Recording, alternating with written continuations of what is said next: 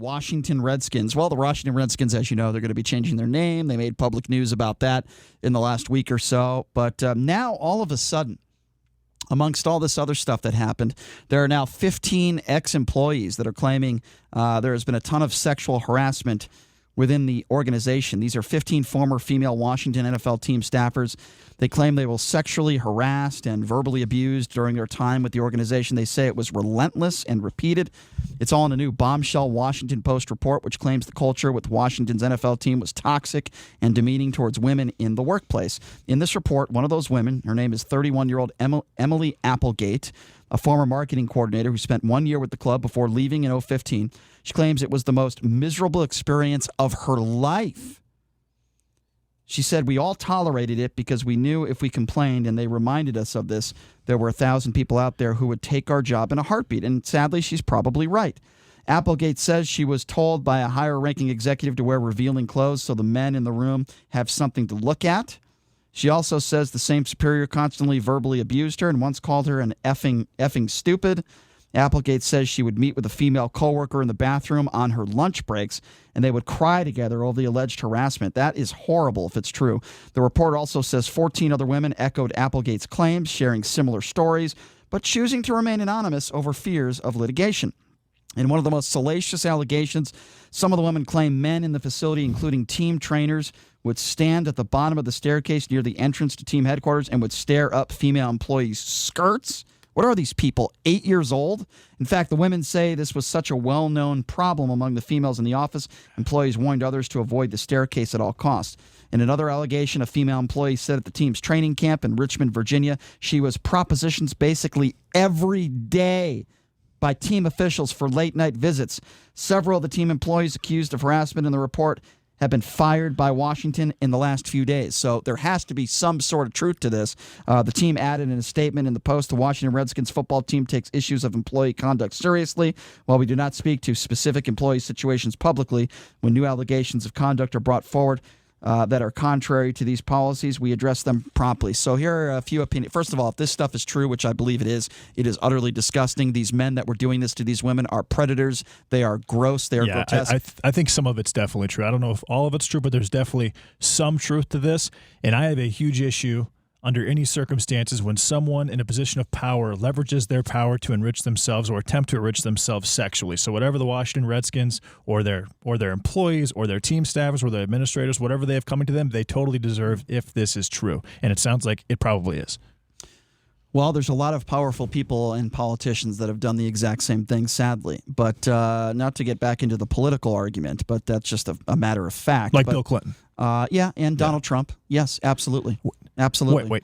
Donald Trump in office as a politician has done this? No, the answer is no. I'm not saying... He's been accused of doing it before he was in office as a citizen. But Bill Clinton actually did that in office. Okay, so let me just speak in general terms now. Okay. Rape is rape, whether you rape somebody when you're not a politician or rape somebody when you are a politician.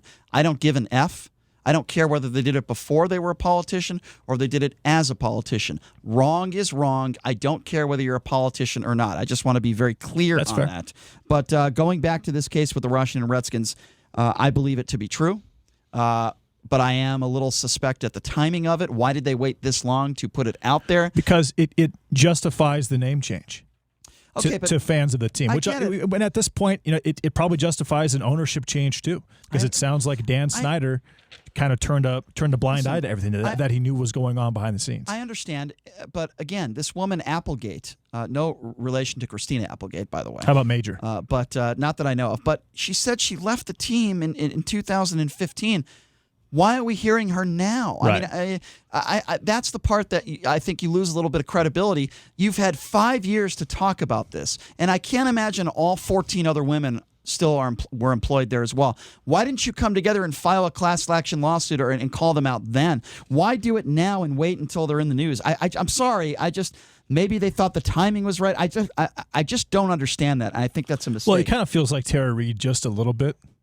But that was back, 93, 90, whatever, significant, or 98, a long time ago. But yeah, you definitely have to question, and we've talked about this plenty of times, but you have to question the timing in situations like this. Yeah, I really think that it's because the team is scared to lose their core fan base. Even though they've been awful, the last 3 years, so I'm sure the fan base isn't great, but they're scared to lose their core fan base to lose those Redskins fans, and this gives them a reason to say, hey, we really need to lose. We need to put the Redskins name behind us, the ownership behind us. It was a completely messed up operation. Now we're taking a step forward with a new name, with new ownership, and we're on the right foot. I think that's why this is all happening at once. But I want to be very clear again. Sexual harassment is sexual harassment. I don't care if you're the president of the United States or if you're working for the Washington Redskins.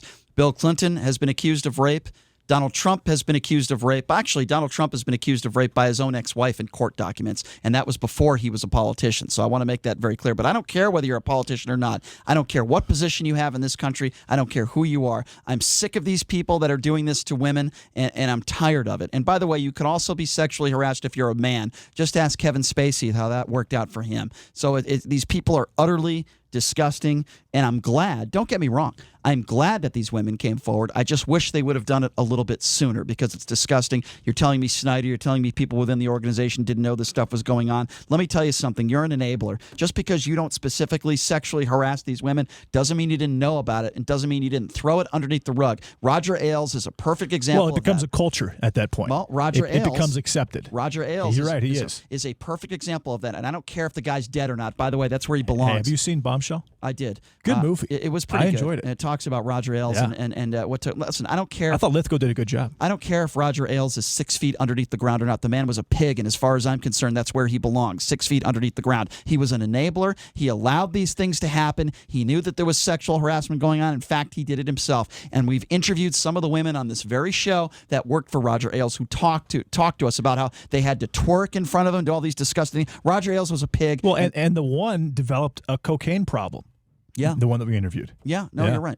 So I mean, it's traumatic for these people. I feel horrible for them. I believe these women with the Washington Redskins. You could be Roger Ailes, Donald Trump, Bill Clinton, or you could be an intern with the Washington Redskins for all I care. You did it. It's wrong. You're disgusting. I want these employees with the Washington Redskins being exposed. I want their names out there. I want to know who these people are. They should never be able to work for an NFL organization again. I want to hear from Roger Goodell. I want Roger Goodell to do a press conference, and I want him, clearly, if it's proven and there's a lawsuit, these people that did this should never be allowed to be associated with the NFL again, period. And I want these women to be able to speak out. Especially with how outspoken he's been about Black Lives Matter. He should be outspoken about this as well. Well, he hasn't been. And if he's not outspoken, then I think you'll see, probably assuming that this ends up being true, you'll see a women's organization attack him, and it should be. The problem that should be a reasonable thing. You should expect Roger Goodell to have a voice on both sides of the spectrum, considering the fact that these women worked for an NFL organization, and he's the commissioner of the entire NFL. I don't expect any honesty from Roger Goodell because I think all he cares about is money. He doesn't care about what's right. He never spoke out about Black Lives Matter. He never spoke in a positive light about Colin Kaepernick or any of the African Americans that were taking a knee. He decided to do it several weeks ago because he knew he had to. He was trapped in a corner. Roger Goodell is a phony. He's a phony that is making a lot of money, and all he cares about, you know who he cares about? His bottom line and how much money the owners are making. He also has a $50 million private jet. And he makes $50 million every single year. Yeah, he's a phony. That's what he is. I don't care how much money he makes. He's a phony.